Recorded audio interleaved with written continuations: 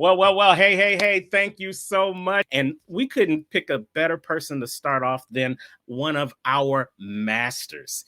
Yeah, he's a sixth degree black belt in the Dillman Karate Method, but he's also a master in finances. So he can help you build your finances. And if you don't do what he say, he can kick your ass. I'm sorry, that wasn't on his bio, but you get what I mean.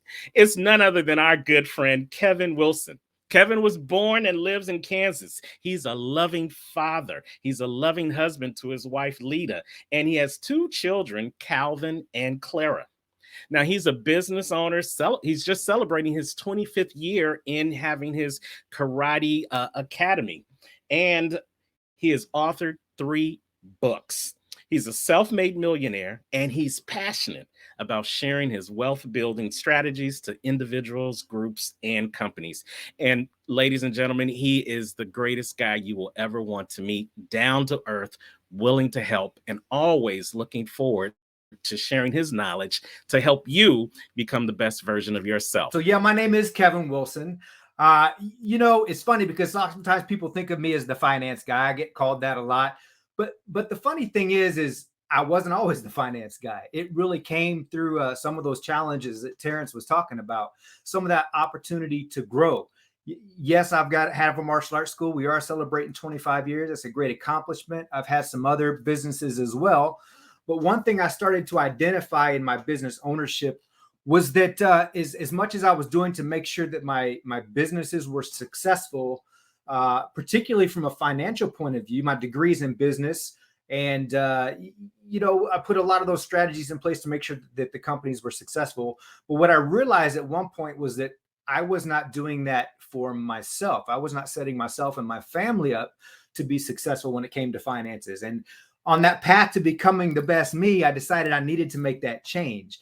So it was, I was 30 years old, and I told my wife, I was a couple years into this kind of bigger business that I've done before. And I told my wife, I just went up to her and I said, the sad thing is I found out we're broke. And she goes, I thought business was going good. And I said, well, it is, but that's the business, but we're broke. I said, we have a net worth of negative $14,000, and I want to change that. So I asked her to be on this path of growth with me, to set out to have a net worth of $1 million or more in 10 years time. And notice I said 10 years is not like overnight rich thing. Those things really don't exist out there. But I told her, I said, let's put forward this plan and do this. And she agreed. And by the time I was 40 years old, we had a net worth of over $1 million. So the strategies we had put into place had worked. And next year I will be 50 years old, and we're hoping to hit that multi-million-dollar mark. We'll see. But I really did that, and I share that because it's not really about the money. See, what we really found out was we were looking at money like we just wanted to try to get as much of it as we could. And when we have a lot of money, sometimes we don't do the smartest things with it. I know plenty of people that make a lot of money that are just as broke as the average person. But the reality is that we realized it was really designed to serve as a tool in what I call our pie of importance. And if you're taking notes, I like the concept. Note takers are money makers. I firmly believe that there's a strong connection between the mind and the pen. So take notes. If you have notes, draw a big circle on your paper and just kind of divide it like a piece of pie. And what I want you to do is you can write a few things out. If you don't have paper, that's okay. Just visualize it. But think about what is most important to you in your life right now. There's probably a few things, but what's really most important? And don't forget those things that we oftentimes take for granted as well. But what really is most important to you? And see, finance is a piece of that pie, but finance is it's the tool that we use to help serve those other things. Right? I know for myself, my family is a big one. My health. We have things that are important in our lives that we want to use money as a tool to serve. And when we start having that relationship with money, it really starts to change our successes with it, because we quit doing what I call chasing the 10%. If I just have 10% more of this, 10% more of that, 10% more of this, you never reach that because you're always chasing it. So if we back up, make some plans, make some strategies, it took us from a negative network to millionaires. And I believe it can work for anybody. You'd mentioned in the intro that I've written some books. I had to share with you this because this is funny. So years ago, I wrote a book. I've got it here. It's not a plug. I just want to share with you a story about my wife, and you'll see why this is relevant. I wrote this book called Woman Talk, The Encrypted Language Women Never Wanted Men to Know. And the reason I bring that up, because you'll see in here, I have a picture of myself and my wife, and I actually dedicated the book to her. Now, even though I did that, she still has not read it. She has not read the book. I don't know if she ever will. I'm sure she's afraid of what's in there. It's just a funny ha-ha look at the differences between the sexes. Believe me, I poke way more fun at the men than the women because I am a man. So, but she has never read it. So I had an interesting experience. We got our kids involved in music at a young age, and my wife and I had never had music. So we decided we would try to do it right along with them. Now, you talk about getting out of your comfort zone and growth. This was just a magnitude of uncomfortable experiences, but a lot of growth happened in those experiences. And one that led to a co-authored book with our piano teacher that her and I wrote. And I'll tell you, my wife read it, and I'll get to that here in just a second, but I want to share with you, for those that aren't familiar with the book, it's called Difficulty Demon. It's called Difficulty Demon. And the reason I share it is because it's really about that human experience. We discovered this. I teach martial arts. She teaches music, two very different things. But we realize there's so many similarities in what we do as far as the learning process. And the learning process has to do with the demons that we occur along the way in our lives. And in the book, you know, we have this hallway, and at the beginning of the hallway, it's analogous with life, essentially. We're born at the beginning of the hallway. At the end of the hallway is our inevitable death, which we're all going to experience it someday. But along the way, we have these doors. And these doors are things like our demon of anxiety, our demon of worth, our demon of guilt, our demon of control, pessimism. These things are just part of the human experience. And in the book, our character goes through and opens these doors and has these just huge growth moments and these takeaway tools that the character learns behind each door. But in life, sometimes we're kind of too afraid to open those doors. We're afraid of what's on the other side. And see, there's technology at its finest. Yeah, we're busy. That always happens. See, I tried to unplug it earlier, but so anyway, the character goes through the story, and in life we get afraid to open those doors. But what we essentially do is realize that at the end of our hallway, if we turn around and look back, if we haven't opened up any of these doors, all we've essentially done is arrive safely at death. And we really missed the point. We never know how much we could grow. They're persistent. I'm going to let it keep ringing so the answering machine can get it. Sorry about that, guys. But here is the thing.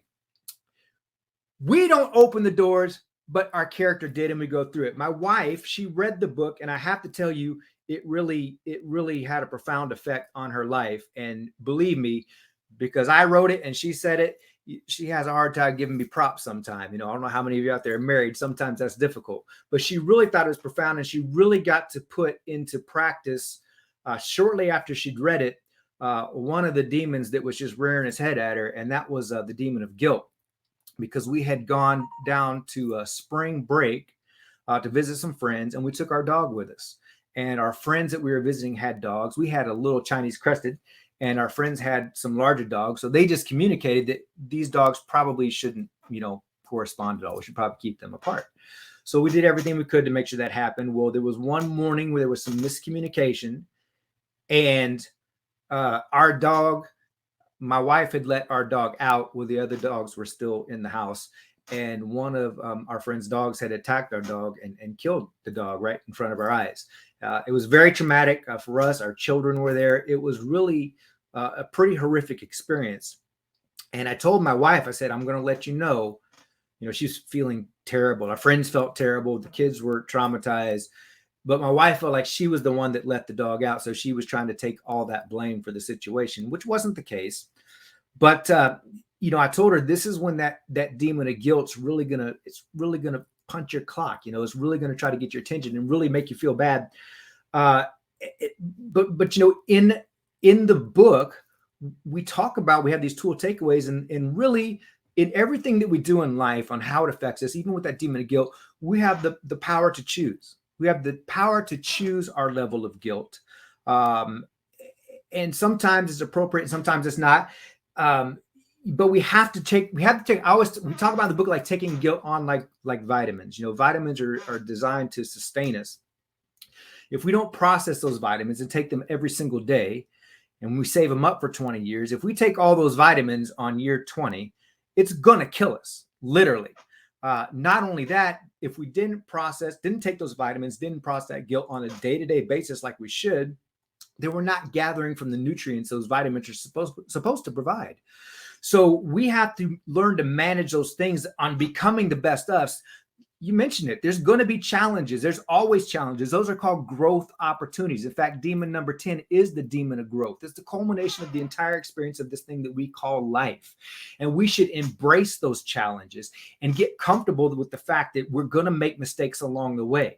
We are working. I love what you said, our better and our best. But here's the thing. We're always working on becoming the best us, or we should be. We talk in the book about how we should be on the path to perfection, but we have to understand and realize that we'll never attain it. And we have to be okay with that. In fact, in that same chapter, I don't know how many of you, I've got my spot in the house. I got my chair, I got my spot. I don't know how many of you have it. But for those of you that haven't seen the show, my family just calls me Sheldon, from the Big Bang Theory. I have my spot, don't take my spot. We all have that spot where we feel comfortable in our homes. And in the book, in that same chapter, the character comes in and sits down in like the most comfortable chair possible. I mean, this thing is just perfect. It just fits the character perfect. It's got this pumped in classical music. Just this chair starts rocking the character back and forth. The character feels like they could spend eternity in that chair and feel very comfortable. The character describes it almost like being back in the womb, right? Safe, comfortable. And it wasn't until a lot of time had passed until the character realized that there's actually other things in this room. And the character looks out and realizes there's another chair. There's another chair out there. But it's weird because it's behind all these obstacles. There's water hazards and sand traps and rock climbing, all this stuff that it looks like it would be impossible to even get to that chair. And the character even wonders, why would I get to that chair in the first place? Because the character looks at it, sees it's like this hardwood chair. It's small. It looks extremely uncomfortable. And the character thinking, it's perfect here. Why would I even have any interest in that chair whatsoever? Except the character realizes there's one unique quality about that chair, and that is it looks brand new. It looks like it's never been used.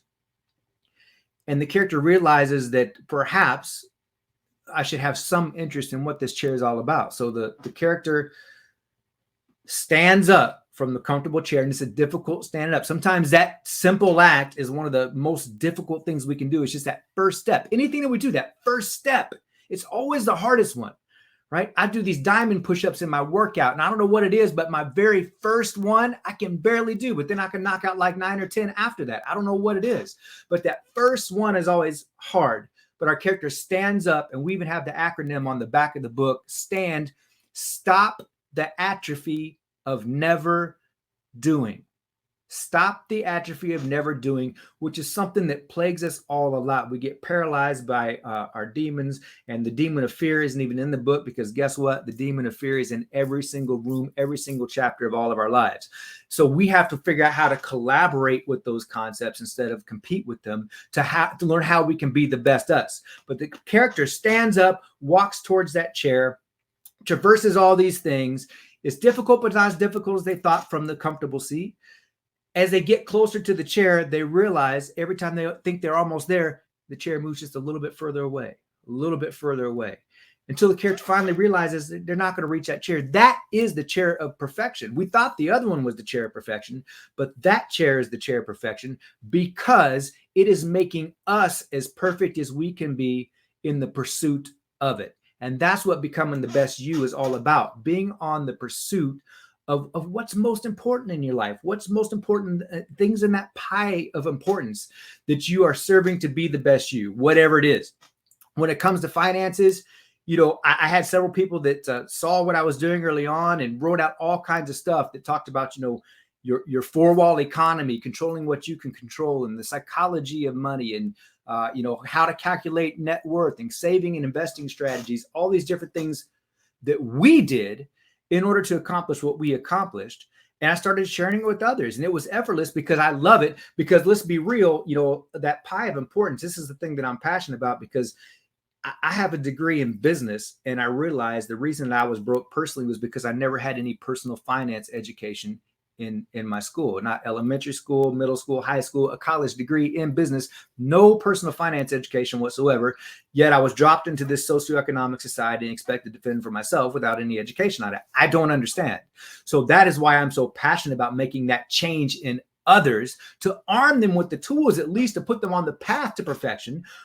We're never going to attain it, but we're a lot closer than we would be had we not had the information and not been on that path. So that is why I'm passionate about what I do when we get there. So my question is simple. When we're on the path to becoming the best you, the best us, I ask these questions, and I ask them with people that I work with.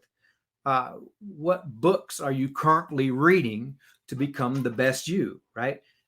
Obviously, I've got a few books here behind me. These are some of mine. I never spend money on books. I invest money in books. And I can promise you, every single book that I have, I spent a lot less money on it than I did my cheapest college textbook. And some of them are just life changers on things that I can choose to be better at in my own life, whether it be parenting, whether it be health, whether it be finances, whether it be how to be a better husband. There's all kinds of information out there that we can invest money in. So what books are you investing your time and money in to do that? Also, I have to ask, what school or course or program or coach or mentor are you investing in to help you meet your goals on whatever it is, whether you're bodybuilding, whether you're trying to do finance stuff, whether you're trying to be a better spouse? Who are you collaborating with to make that happen? And here's a big one. Who are you investing your time with? And I choose that very carefully. Again, not spending time with. I heard somebody, I don't even remember who said it. I heard somebody say it one time. I don't spend time with people. I invest time with people. I've tried to use that every time since I've heard that, because it's easy to spend time with anybody. It's harder to find groups of people to invest time with that are invested in themselves and you to become the better you. Because let's face it, too many times we like to sit in that comfortable chair and just sway back and forth and let that rhythm just rock us to sleep and be comfortable.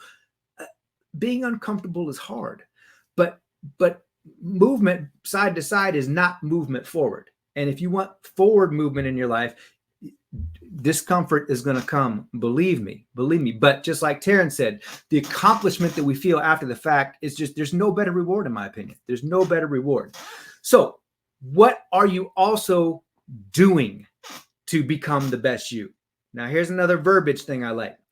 Lots of times people tell me things that they're going to do, and I flip that on.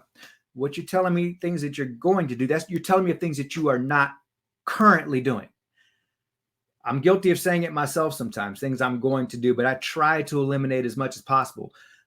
What are we doing, not going to do? Because if you're going to do something, we're just advertising the stuff that we're currently not doing.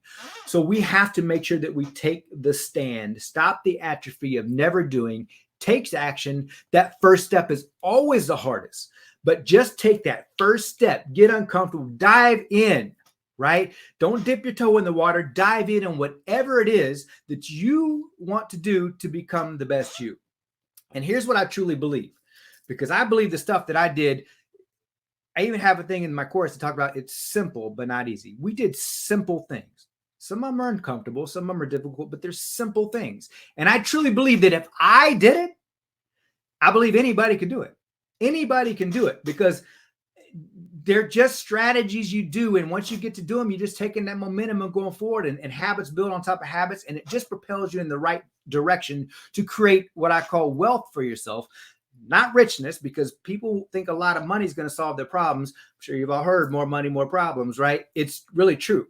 We're figuring out how to become wealthy, to create a level of financial independence that allows us to have options to serve the things that are important to us in our life. And if we treat money that way, then we're going to have much better success, be much happier, but be much more well-rounded and be wealthy.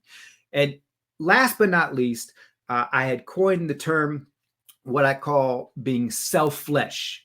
And I did that because sometimes people feel guilty when they choose to work on themselves.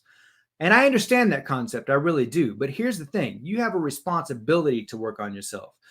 We are all selfish has a negative connotation. If you say somebody's selfish, you think something bad about it. But that's why I coined the term selfish, to give you permission to work on you in a non-negative way, but only by realizing that through being at your best, are you now able to be better service to other people. So we, at the end of the day, nobody's responsible for you except for you.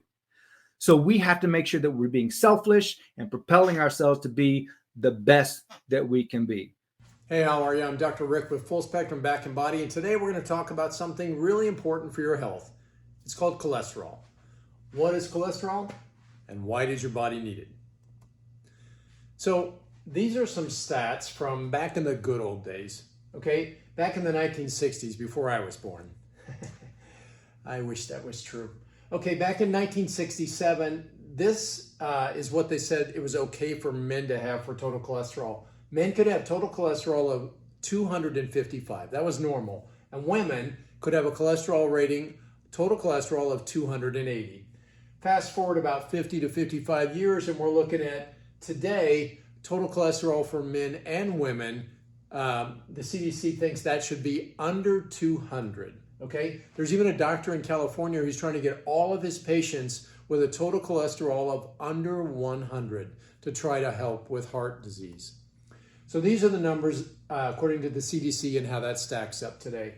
Total cholesterol, less than 200. LDL cholesterol, which we'll talk about in a little bit, less than 130. HDL, 50 or greater. And your triglycerides, less than 200 or less than total cholesterol. So what is cholesterol? And is cholesterol killing us? Well, according to the CDC, again, too much cholesterol puts you at a risk for heart disease and stroke. That's according to their 2022 update. So is cholesterol really the problem? And where does all that cholesterol come from? I thought this was interesting. According to an article from the Harvard Health publication dated February 6, 2017, dietary sources of cholesterol only equal about 20% of the total cholesterol in our body. So where does the rest of that cholesterol come from?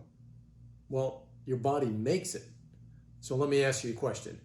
If cholesterol was so bad for you, why would your body make so much?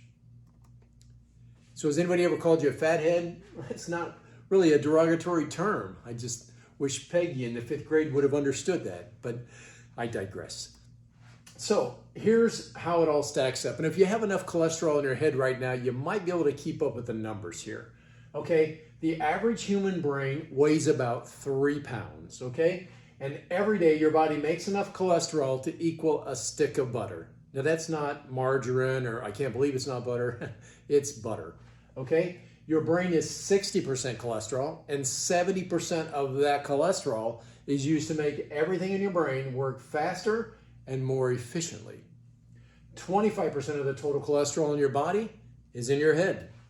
And your brain uses cholesterol in the communication process for neurotransmitters like dopamine and serotonin. Now, doesn't that make you feel good? Well, it should. It makes up the majority of the myelin sheath that coats the neurons in your brain so that they can operate quickly and make fast, accurate processing decisions. Not like these two men in this photo. What do you see here?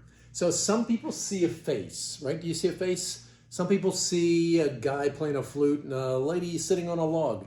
Some people see something totally different. That means you're probably on CBD, but that's a totally different subject. What you see has a lot to do with how you process information. So look at this article. This is by the Alzheimer's Research Organization. It says there's evidence to suggest that it's possible for a medication both to increase and decrease dementia risks. In the case of statins, this can appear to be true. Now, no one's going to say that statins cause dementia, but you have to ask, is dropping that much cholesterol out of your body really good for it in the long run? So here's a question here. What is cholesterol and what does it actually do? Well, if you think about it, cholesterol is actually a collection of sterols. Sterols aren't fat. They're a waxy fat-like substance that's made in the liver, and it has a specific purpose. It's found in all our blood, and it's in our cells in our body. Cholesterol is important for good health, and it's needed for making cell walls, for tissue, for hormones, for vitamin D, and then something called bile acids, which are really essential for breaking down fats that we eat. Cholesterol is a fat-like compound, and it's found in all of our cells, but it's not fat. Cholesterol, like I said, it makes vitamin D, and it's essential for the cell membrane. So if you don't have enough cholesterol, you're going to have sloppy cell membranes. You're going to get things like leaky gut, and we know what that leads to. It's not a fat. It's a sterol, but it's soluble in fat. That's why it's linked with fats. And it's carried on special proteins. LDL and HDL are not fats. They're carrier proteins that carry cholesterol. So let's talk about LDL and HDL cholesterol. LDL is the bad cholesterol and HDL is the good cholesterol, right? Not exactly. You guys remember him from Sherlock? He was just creepy, wasn't he? Okay, here's the rub. HDL, or high density lipoprotein, it's actually like a school bus. If you can think of these proteins like transportation devices, then it's maybe easier to understand cholesterol. HDL goes out and picks up the kids that LDL drops off and brings them back to the liver. LDL grabs those kids from the liver and takes them out to the playground to do all the stuff they want to do. Things like repairing cell walls or making hormones or helping with vitamin D. Triglycerides, on the other hand, those are fats. And those are the things we're trying to reduce in our body. How do you reduce fats like triglycerides? You put the right things in your tank, like fatty fish or avocados or coconut oil or garlic or things like cruciferous vegetables. Those are all things that are low in triglycerides. And what foods are high in triglycerides? Well, here they are, folks. It's refined grains, starchy foods, and sugars. Things like cakes, cookies, crackers, pastas, and cereals. Things like enriched breads, wheat breads, all that kind of stuff. Pizza, one of my favorite foods, is not so good for you. Here's how the numbers should stack up for healthy brain function, for correct hormone building, for digestive and heart health. Our total cholesterol should be around 180 to 220. 220 is not too high as long as your LDL is in the right place. HDL, it says here 55 for men and 60 for women. We actually like to see that up into the 70s and 80s or even higher. That's determined by the right kind of fats in your body. LDL should be about 100 points lower than your total. So if your total LDL is 220, if your total cholesterol is 220, your LDL can be around 120 and it's fine. If your total cholesterol is 100, I'm not sure how that stacks up. Triglycerides, they should be around 40 to 50% of your total cholesterol. Now here's the good and the bad. See, it's actually the LDL we need to be concerned about. And there are different kinds of LDL, but we're going to talk about two specifically. Fluffy LDL, or the large volume LDL, and small density LDL, or we call it the sticky LDL. Fluffy LDL, that's like oil in your engine. You have to have some oil in the engine, otherwise you're going to burn that puppy up. Small density lipoprotein, what that is, that's like that annoying little brother who's always in your stuff and he's always someplace he shouldn't be. Small density LDL, if you think about it this way, it's like a fat wrapped in protein dipped in caramel. It's going to stick to everything, and that's exactly what it does. Let's say you have a tear in your artery from all of those refined grains, starchy foods, and sugar that you eat. And so what does it do? It creates a tear in your artery. Cholesterol's job is to fix things. It's a repair process. So it goes and it sticks to that artery wall where there's a tear, and then another one sticks to it, and another one sticks to it. And it's all that small density lipoprotein that creates that plaque and that plug in that artery. Okay, how do you even get it? So here's two ways you can pick up small density lipoproteins. One is genetic predisposition. Let's say some people are just more predisposed to higher amounts of cholesterol. Well, if you have higher total cholesterol, you probably have higher LDL as well. And here's another way. Atherogenic lifestyle. I had no idea what atherogenic lifestyle was, so I looked it up. It's pretty interesting. It basically means I'm a couch potato, I don't exercise enough, and I eat the standard American diet. which is called a SAD diet for a reason. It's the high refined carbohydrates, like your cakes, cookies, crackers, pasta, cereal, and lots of processed sugar. One of the worst sugars we can take in is something called high fructose corn syrup, and it's in most of our energy and sports drinks. So here's what we have. Cholesterol is not the problem. The problem is actually what we attach to it, okay? Women have always needed more cholesterol than men. Maybe it's because of the increased level of hormones. Maybe it's because they just have larger brains than men. I didn't really say that, did I? Okay, your body only makes the cholesterol that it needs, and that's important. Remember, 80% of the cholesterol in your body makes. But it takes a healthy liver to produce it, to package it, to repurpose it, and to make it part of your bile secretion. And remember, again, that's necessary for breaking down fats. You need cholesterol to make sex hormones, cell walls, brain synapses, and so much more. So let's focus on what we can do. The good cholesterol is important. You want to add more of that to your body, and you want to reduce triglycerides and small density lipoproteins. You can actually eat your way into proper cholesterol numbers. Remember those foods that were low in triglycerides? Eat more of those. Let's use our cholesterol numbers not to determine what medication we should be on, but to determine if we're putting the right foods in the tank. If we put the proper foods in the tank, we can lower the bad cholesterol and increase the good cholesterol. After all, it's good to have a fat head, right? Reduce dependence on supplements and medication. I thought this was interesting. Hippocrates, way back then, said, let your food be your medicine and your medicine be your food. I wondered what he'd say if he lived today. Don't drink your carbs. This is really important for weight loss. It's also really important for cholesterol management. We see too many kids today. Childhood obesity, by the way, is at an all-time high. Childhood high blood pressure and childhood high cholesterol, all-time highs today. What is it from? I think it's from the cakes, cookies, crackers, pasta, cereal, and the high fructose corn syrup that we find in so many of the foods that kids eat.